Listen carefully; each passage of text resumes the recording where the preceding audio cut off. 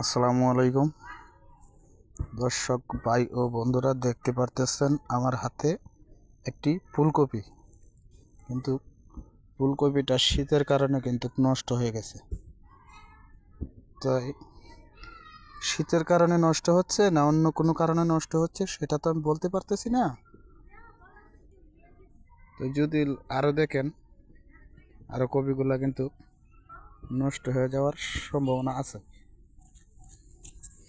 আরও কপি নষ্ট হওয়ার সম্ভাবনা আছে। তো আপনাদেরকে দেখাইতেছি আমি, দেখেন এই যে একটা কপি, এটা কেন জানি নষ্ট হওয়ার ভাও ধরে লাগছে। এই যে আরেকটা, এই যে দেখেন, এই যে একটা,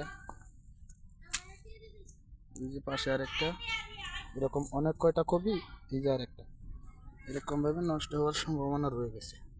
এটা কি ভালো হয়ে টিকবে নাকি নষ্ট হয়ে যাবে সেটা আমি বলতে পারতেছি। যদি এই কপির এই রোগের কোনো ঔষধ বা বিষ কোনো কিছু প্রয়োগ করা লাগে তাহলে আমাকে কমেন্ট করে জানিয়ে দেবেন ওটার কি করতে হবে। তো সবাই ভালো থাকবেন, সুস্থ থাকবেন। শুভ সন্ধ্যা সবাইকে। শীতের দিনের শুভেচ্ছা জানিয়ে শেষ করলাম। আল্লাহ হাফেজ। আসসালামু আলাইকুম।